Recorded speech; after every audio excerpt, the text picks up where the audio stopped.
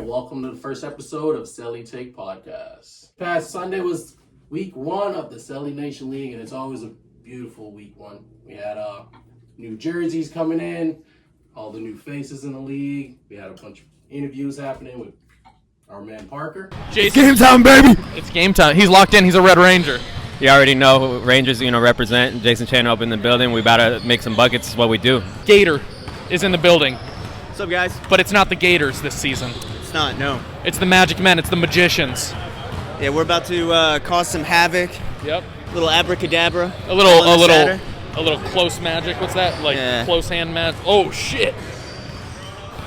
Number one, baby. That's what we're doing. We're going to be number one. That's so glad to see you, brother. I'm happy. Thank God. I was trying to get you. You're getting a picture taken earlier, Mike. Sorry. How's it feel? Season 4. We have 7 teams. We have 7 teams. We have the most players we've ever had in the league. We do. I think competition's at an all-time high. I agree. Talent's at an all-time high. Yep. We've been doing this for we've double-digit years. I've given everybody a different year, but I think it's 12 or 11, 12. We started in 2013 was the first Cele game. Okay. The league started in 21. Okay, So- right. How's it feel? Feels good, man. It feels good. It's very exciting. We got warm-ups, and I think that's the coolest part about it. The jerseys already last season was dope. I think the designs got better. I think the teams got better. And I hope the attitudes get better as well. Yeah. That's the Hey, biggest who's thing. winning this year? I can't say because I'm the owner, but the Dogs. The Dogs! The Dogs! The Dogs! The Dogs! The Dogs. We got Parker Landis. Dog. We got Josue Padilla. Dog! We got Mike Scalco. Dog! We got Don Johnson. Dog! We got J-Ball. Dog! What did you guys think of the week one? How'd you like the atmosphere? Yeah, I thought it was a good time. Everybody seemed. I think it was probably the most optimistic everyone's felt since probably the first season, so that was good. I think the challenges in season 3 was expanding to 2 teams, and like half the league was new. And this season there was only like maybe 10 new people, 13, something like that. So a lot more camaraderie and chemistry. And I think you saw that in the offense too. A lot of high-scoring games because guys knew each other and felt much more comfortable, unlike last season. So yeah, Parker interviews are always the best part of the, as I said when Parker interviewed me, the interviews are really like the story and the game is just secondary. Basketball is not as important as the personalities. So I think that it was still pretty good basketball. I think it was a good start to the season. We set the tone on a high note. I think everybody's excited. I know we got 8 people out to training today. Yeah. So I think people are really taking it more seriously, and we're moving in the right direction with Cele Nation. Yeah, I mean, the competition's getting better, as we've seen, so it's definitely why we got to put in work on the off-season if we want to keep up, or else we're just... Or during the season. Yeah, literally during the season. I mean, the off-season between games. Yeah. But no, yeah, good energy all around. I had a good time. I mean, that's most important, right? We want to come out and have a good time. We don't want to be leaving that place, like, all mad and frustrated, A lot less stressful than Yeah, I mean, win or lose, we're there to have fun. That's the most important part. That's why we do this. So 100%. I think we definitely accomplished that. Yeah. One, we had 3 games with 1 bye, which is going to be every week. Mhm. Every week there's going to be a bye. So the Magicians had the first official bye of the Cele Nation League. Week 1, first game, we had the Bandits versus the Makos, with the Makos coming away with the W. What'd you think of the 2-headed shark and Nacho and Fritz? I think the Marcus's interview at halftime was the most telling piece, where he said that they didn't meet the ball handlers high enough, and so when you let Nacho, who can shoot from like 30 feet out, and then Fritz, who's going to get by most of them, when you give them that much range, it's over. The thing that killed them, so they had 53 points, I think, on like maybe 43 shots or something like that. But the thing that hurt you was the rest of their supporting cast had 33 points. And like you have Vaughn, who we didn't see do anything during the tryout. Darnell had 12. Ethan had like 7 or 9. I keep mixing them up. Yeah, Darnell's on his team. But those guys had a lot of points. They hit a lot of open threes. And so when you get all of their team involved, it just... How are you going to stop that? They're the 2 of the, 5 most explosive offensive players in the league, and then their bench gets going. They're tough to stop, man. So the thing for that matchup was just the Brown team's spacing and positioning defensively made no sense. Nacho's bringing the ball up freely every possession. You can't do that. because now he's in a rhythm and he's going to get wherever he wants. And then Fritz, who's a great compliment to him, because Fritz effortlessly does kind of the same thing. 100%. He just floats. And he's like, all right, it's my turn. I'll hit a floater and come back. Like, the two of them never played together before and effortlessly balanced each other. I'm fine with them combining for 50 if they're taking 45 shots. What I don't want is everyone else on their team combining for over 30 points. Ethan is not allowed to get an offensive rebound when he's like 5'4".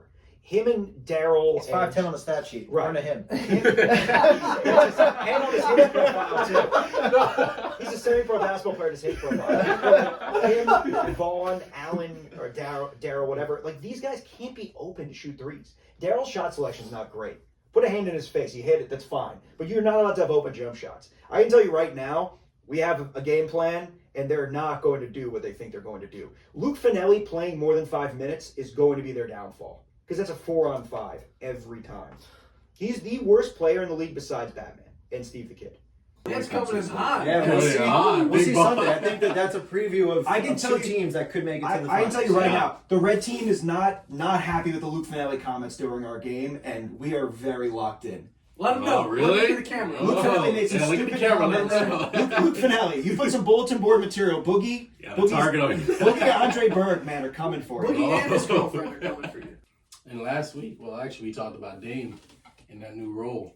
What'd you think, Mike? I was thinking about that earlier. Yeah. You were right. He did what he had to do to get the MIP. Mm-hmm. That was your early prediction that he could be MIP, and he did that. 31 points, highest score of the day. My issue is the way he did it. Didn't get his guys involved, and it was just the him and Marcus show. Unfortunately, like I said last week, if Dean and Pat don't hit, they're going to lose by 20. And what I said exactly happened. If they hit, they can win by 20. Yeah. And it's very dependent on everybody else. We know Dame and Marcus can get started, and they can keep it up the whole entire game. They've got to get the other guys involved. Montel to start the game played very well. Then they just took him out of the offense. They need Montel. They need everybody else. And I think that although Dame had 31, he probably should have had 25 and got guys involved more frequently. I definitely agree with that statement. Like everything you said is what I was thinking. I mean, we got to get our other guys involved. I mean, if they did it and we won, different story, but that doesn't win ball games, unfortunately. I mean, somebody could go off, and if the rest of the team is not involved, it really doesn't matter. I mean, we saw that with the Reapers. Like CJ, Corey had 31 points and they still lost by 27. Yeah. Like that's, Yeah, but see, the kid had 12. Well, I guess that matters more than winning, but apparently, yeah. But yeah, those are my exact thoughts. I mean, I definitely took shots out of rhythm. I mean, Pat was forced into, but we just felt like when we got the ball, we had to shoot it because we weren't really seeing it. So if I talked to Marcus about it, talked to Montel. I think it was just kind of like a growing pains game, first time playing with this new squad, and we'll figure it out. I think we'll get better and better as the season goes on. Second game was the Reapers and the Rangers, where we saw a 27 point blowout. Yeah. Now the Rangers, they look really good. They look do. really good. 3-point shooting was there. Phil, I think Phil had 7. 8 for 10. 8 for 10. X had like 4 himself. So do you think they can keep up that 3-point shooting? I mean, let's hope so. You know, I would love to see you succeed, man. Like after last season, I mean, I completely understand that you definitely want to have a winning season. Yeah. So I think you guys look solid. So I mean, I would just say that you got your role players to do exactly what you wanted from them, and that was huge. And that's what all of us talked about. How you guys are going to win. You're going to need them to play, and do their thing and do what they're comfortable doing. And they did exactly that. But you also have a lot of smart players that, especially there's Chief. 2 X's on the team, Chief, Yeah. Who's bringing up the ball. That's definitely going to give you that spacing and, that direction that you need. So you guys look a lot better. You guys look pretty good. Can't lie. And then, of course, hitting open jump shots definitely helped too. Sure. So you were open a lot. Let me rephrase that question. The 3-point shooting is there. Yeah. If the 3-point shooting isn't there, how do we feel about the team? I mean, we had 27 assists on 31 made baskets. Every person on my team scored and had an assist. I don't think that's ever been done before in the history of the league. I don't think you got to really worry about that. They were wide open shots. We had like double-digit offensive rebounds. Like, we weren't I mean, we were shooting threes. We were also getting to the basket, too, taking what they were giving us. The offense looks like it's a jump shooting offense, but we'll cut to the basket. We'll take a layup. We'll take somebody off the dribble. I mean, I don't think we're going to live and die by the three this season because we have guys that can put the ball on the floor. And I think, as you said, Chief is super smart, you know, and our guys are going to fight for rebounds. Chili's a great rebounder. Boogie's fucking intense. Zane's a good rebounder. Like, we got some guys that are dogs, you know, not those dogs, different kind of dogs. So. What's your take on it, Mike? I mean, they looked good. There's the double-edged sword of they looked good against the Reapers, who are arguably the worst team. But then even going into it, we all said that 5 was good.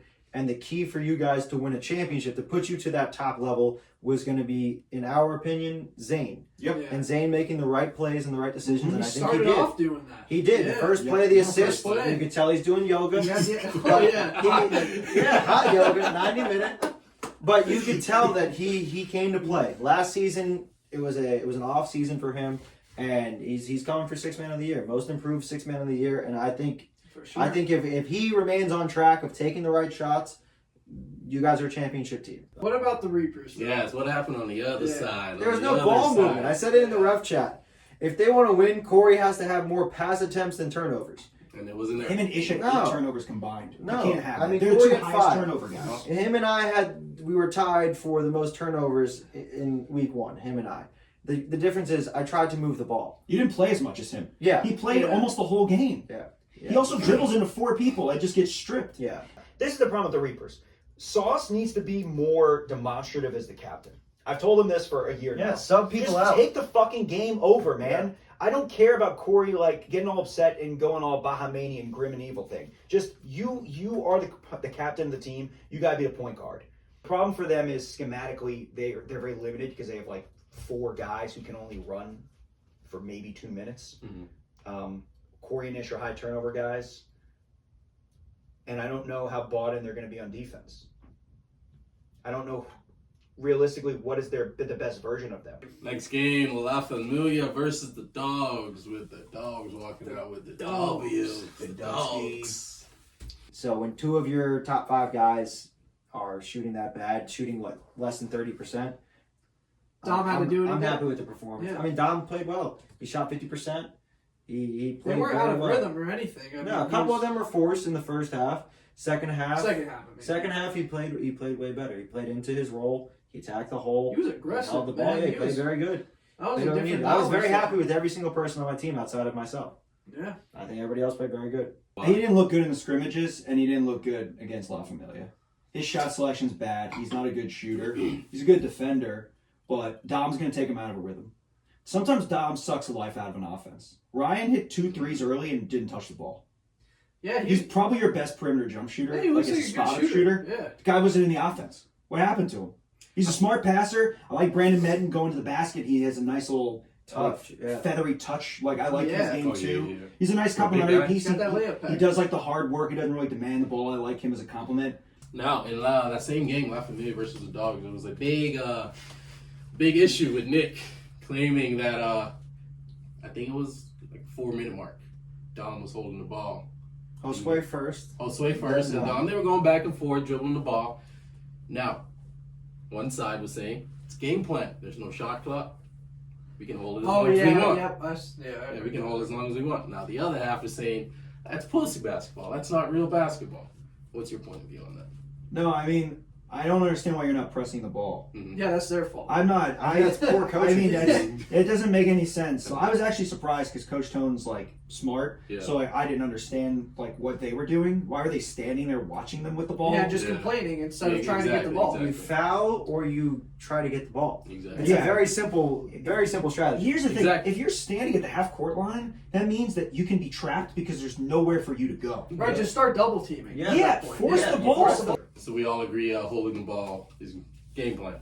No, Yeah, I think Game that was plan poor strategy. coaching on Tone Yeah. and absolutely That's not- stupid pitching by Nick. Yeah, that's not. Why are you jumping instead of just Yeah. play defense? You're the best defender in the league, Personality arguably. guys, Go yeah. go I'll play some take defense. Sauce over him. All right, let's get some predictions for next week. First off, we have the Rangers versus the Makos. What do you think, Dean? Rangers on the Makos. Rangers versus Makos. Who's your pick? I think the Rangers have more I think they have better role players. I think they have more to offer on offense as well. Against the Makos, like you said, it's just Fritz and Nacho, and then if you let your other team or their other teammates beat them, that's a different story. But it's probably not going to happen with the people they have. So it's got to be Fritz and Nacho, and if he has the people to defend them the right way and not let them get in rhythm, then yeah, I don't see them winning that game. But if you guys are letting them get open shots and just not meeting the ball like you should be, then that's a different story. But just don't let them get in rhythm, and then I think you guys have more star power than them in order to score. You guys did a good job of that last week, making sure everybody scored. I mean, so did they, but different defense. If you play better defense and they do that, I don't see that happening. So you're going Rangers over the I think the Rangers are Rangers going over the Makos. Yeah, absolutely. What do you think the spread's going to be? I don't know. I'm not, 74 to 70 Rangers. 74-70 Rangers. I think it's gonna be a little bit lower scoring, a little bit better defense, but there's still gonna be it's still gonna be high power. Dogs and the Magicians for the first time. You haven't seen the Magicians yet, just based off of the roster. See, that's the problem, because I don't know who on their team defends Braylon, but if he doesn't play, it completely changes. It does, man. A lot. If Braylon doesn't play, the Dogs beat you guys by probably like 12 to 15. Mm-hmm. If Braylon plays, I think it's a close game. Yeah. I like Brandon Steed. I thought he was good. His issue is he's not a very good perimeter offensive player. He's not like a main scorer. He's No. great at defense, great perimeter defender. Yeah. I mean, he can handle the ball too. I think he should initiate the offense a little more, instead of trying to force as many shots based on what I saw. I actually think you're the X factor for their team, Eric, because you're their bridge piece. Because CJ. Yeah, but Eric's a better shooter than CJ is. When you played well with us, you played good defense. You got into the corner and you hit a three in, basically within the offense. If you do that, you open the offense for them. Also, you're going to have to be the voice of reason for Gator, because Gator is going to make or break what you guys do. Gator can be a good captain. We've seen him, win games and be on winning teams, but I mean, he just got to want to be a good captain. The last game of the week is going to be the Bandits versus the Reapers. Marquee matchup, baby. Marquee matchup. What are you thinking, Mike? The Reapers most likely are not going to win a game this season. Unless somebody doesn't have like one or two of their best guys. I just don't see them putting it together. That's how I feel. Bandits are going to win. Probably by 10. By 10? And this is the Reapers' best chance at winning a game. Yeah. Because they have... I think I'm going to do what happened last season to them, because they're not going to defend me. They don't have anybody that can. I mean, if Sauce isn't defending me, I don't know what to do. If Noah's smart, he puts you and Pat at the same time. He sits himself out. He has Pat play down low, and he has two shooters that spread out the floor. They don't have two guys that can defend two shooters. I agree with you 100%. You guys absolutely have too much offensive power. You don't need Noah on the court because he can't really provide much offensively. Yeah. And the defense, he doesn't really need to play defense. Dane guards Corey. A good defender too. Dane guards Corey, Pat guards Lewis, and you see what the hell happens from there. Yeah. That's Pat's probably an underrated defender, if you ask me. And he can play big. I think Noah should sit himself, but that's my... Well, we'll see. I mean, he usually starts the game, but he does not play a lot. Like, he didn't play a lot last He's game. just too much. He doesn't do anything offensively. He hit a layup. What the fuck? We need more from Montel too. I think after the conversation we had, hopefully Marcus is more aware of getting other people involved, and I think that's going to help a lot. So if this gets released, Luke, this is your best play of winning the game. Only play 5 minutes. If you play 20 minutes, we're going to blow you out. Oh, and Alfonso shot great today. Just saying. I'm a big fan of Fonz. He's quickly jumping on my list of favorite guys in the league as people and players. I'm a big Fonz guy. He played very I love well Ethan. Today. Shot very good. Look, I like the Makos as people. Other than Luke, I like them all. He's the only one, and he honestly sucks. If they had a different captain, I think that team could be really good. But he brings them down by being bad at basketball. Some bad blood there. Look, man. Blood in the water. Yeah. Look, man. What's a shark? That's the biggest biggest rivalry of the season. A lot of red in that water. So we'll go into our top 5 plays of the week. And here are the top 5 plays of week number 1 of the Celly Nation League. We've got Johnny Victor making his return, Celly Nation legend, celebration legend, with the emphatic dunk, the tough finish right through the lane. Number 2, we've got Marcus Santiago, another celebration legend, the beautiful drop-off pass, and Noah finishes the layup. Marcus Santiago has not played since season 1, but picking up right where he left off. 24 points and a great little dish there off the pump fake. CJ, Corey Wallace here. Nice little step back, whoop-de-whoop, freezes the defender, and a beautiful finish for Corey, picking up where he left off last season. Former Rookie of the Year, tough little three-point shot for him. At number 2, we've got the big fella, Big Chan, Choo-Choo, the choo-choo train himself. A nice little behind the back on Chili, a nice little spin on Zane, and then he throws it up for Steve the Kid. And Steve the Kid with a nice little finish. If he could dunk, that would have been the best play of the season, but a nice little airplane runaway from Steve the Kid. And Dom Johnson at number 1. Nutmeg, gather, 1-2, finish between the trees, Johnny Victor and Nick Choi, and Nick stood no chance there with the beautiful nutmeg and then the tough finish. That's your top 5 plays of week 1. Well, that ends our first episode of the CeleTake podcast. We'll see you after week 2 this Sunday for episode 2. Go Rangers. Peace.